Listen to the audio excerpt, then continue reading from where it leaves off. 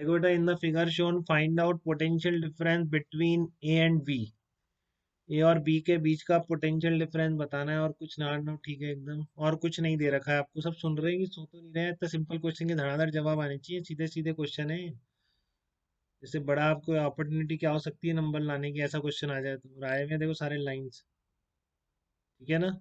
जो नहीं आया अभी वो मैं नेक्स्ट कराता हूँ, वैसा नहीं आया, वैसा भी आ गया तो भी आप कर देंगे, वो भी मैं अभी बता रहा हूँ कैसे करते हैं आप। ये तो बहुत ही स्ट्रेट फॉरवर्ड है, दिख रहा है कहाँ पे कैसे फॉरवर्ड बायस, ऐसे हायर पोटेंशियल इधर ही लगा है, तो ये फॉरवर्ड बायस में होगा।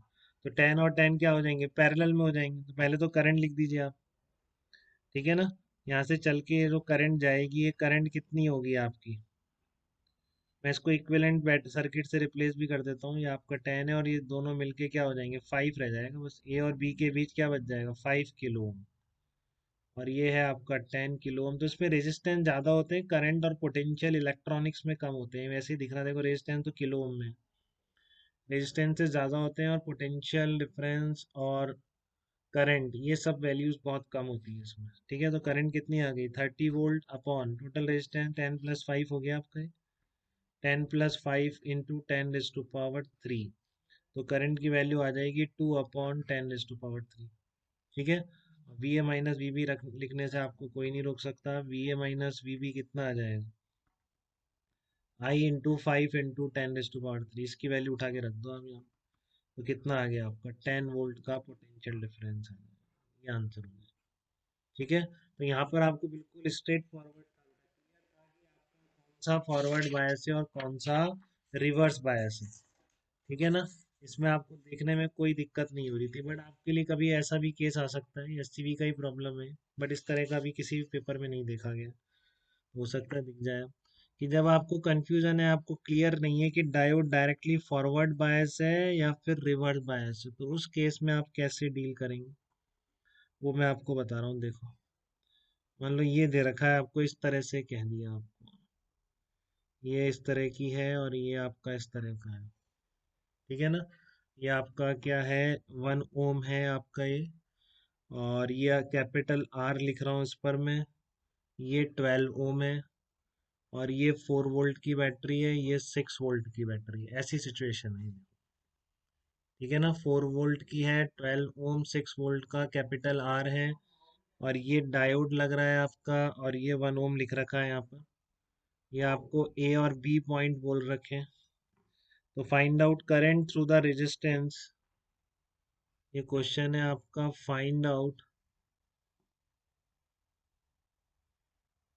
current through resistance, find out current through resistance capital R, current through resistance capital R in the figure। ठीक है ना? रेजिस्टेंस थ्रू कैपिटल आर, ये जो कैपिटल आर दे रखा है इससे करंट लिखनी है आपको। For following two cases, for following two cases, दो केसेस में लिखनी है आपको। थोड़ा सा लेंथी क्वेश्चन हो जाएगा शायद। ठीक है ना? फॉर फॉलोइंग टू केसेस में आपको करंट लिखनी है इससे। कौन से दो केसेस हैं वो? पहला केस है जबकि कैपिटल आर आप क्या ले रहे हो? 12 ओम ले रहे हो। और दूसरा केस है जबकि कैपिटल आर आपने क्या लिए? 48 ओम लिए। ठीक है ना? कैपिटल आर आपने क्या ले ली? 48 ओम ले ली। Find out current to the resistance capital R in the figure for following two cases. Capital R equals to 2 ohm, capital R equals to 48 ohm. 12 1 to 12।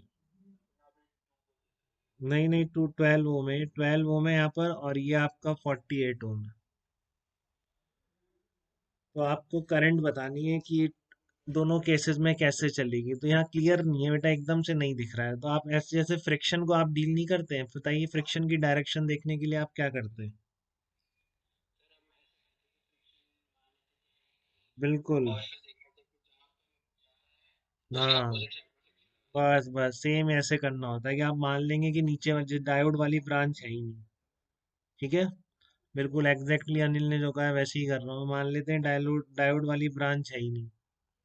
ठीक है, तो फिर आप क्या करेंगे? केवीएल लिख देंगे इसके लिए और देख लेंगे ए का पोटेंशियल ज़्यादा है या बी का ज़्यादा है। ठीक है, अगर ए का ज़्यादा है तो फिर यहाँ से करंट और जाएगा। ठीक है, क्योंकि ए का अगर ज़्यादा होगा तो ये डायोड क्या होगा, फॉरवर्ड बायस हो जाएगा। और मान लीजिए ए का कम आ जाता है तो बस आपका जो आंसर है वही रहेगा, क्योंकि ये रिवर्स बायस होगा, इसमें से करंट जाएगा ही नहीं। क्लियर है? तो मैं पहला पार्ट कर रहा हूँ, एक बार देखो आप।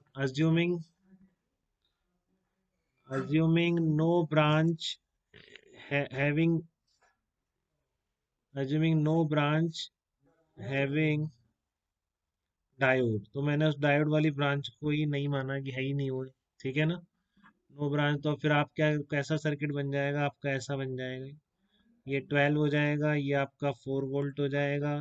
केस वन ले रहे हैं, जबकि केस वन में आपने क्या क्या लगाया, 12 लगाया ना केस वन में, इस तरह ऐसे ही बनेगा 6 वोल्ट। तो कोई ऐसा ही नहीं कि जो ना निकाल पाए अभी कि V A minus V B कितना होगा। ठीक है ना? तो V A minus V B के लिए आप क्या निकालेंगे, V A minus V B के लिए करंट निकालो, दोनों बैटरी सपोर्ट ही कर रही है ना, तो सीधा लिख सकते हैं कि आप 6 + 4/24। बताइए, दोनों बैटरी सपोर्ट कर रही है तो आप केवीएल से लिख दो, थोड़ी भी दिक्कत है, कोई बुरी बात ही नहीं है। केवीएल से भी लिख सकते हैं आप, आई इक्वल टू कितना आ जाएगा, दिख रहा है सीरीज कॉम्बिनेशन सपोर्ट कर रही है, तो 6 + 4 क्लियर है बेटा ये? देख लो एक बार, 10/24। ठीक है ना? 10/24 आएगा, तो ये 5/12 कह दो। अब आप V A minus V B लिखो, कितना आ रहा है, V A +6 -5/12 × 12 equal to V B आ रहा है। देखो आप एक बार, ठीक है ना? पहले वाले केस की बात कर रहा हूँ, जबकि कैपिटल आर इक्वल टू 12 ओम। ठीक है, कोई दिक्कत नहीं आता। तो आप देखो क्या आ रहा है, ये आ रहा है आपका 12 कट गया, ये आ रहा है V B minus V A आ रहा है, कितना आ रहा है, 1 वोल्ट आ रहा है। इसका मतलब क्या है, V B is greater than V. देख लीजिए, कोई दिक्कत तो नहीं है बेटा किसी को? इसका मतलब क्या है, V B is greater than V A हो गया। ठीक है ना? V B is greater than V A अगर हो गया, तो फिर आप क्या करेंगे कि आपका जो डायोड है वो आपका क्या हो गया, रिवर्स बायस हो गया डायोड।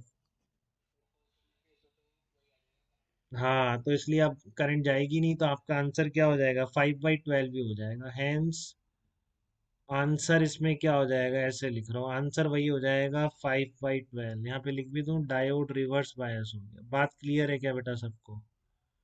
डायोड क्या हो गया आपका, रिवर्स बायस्ड हो गया, तो इसमें कोई करंट नहीं है। ठीक है ना? आंसर कितना आ जाएगा आपका, 5/12 एम्पियर, या फिर 0.42 एम्पियर आ जाएगा। देख लीजिए एक बार, हाँ क्लियर है आपको पहला केस बिल्कुल? पहला केस क्लियर है ये वाला, दिक्कत तो नहीं कोई?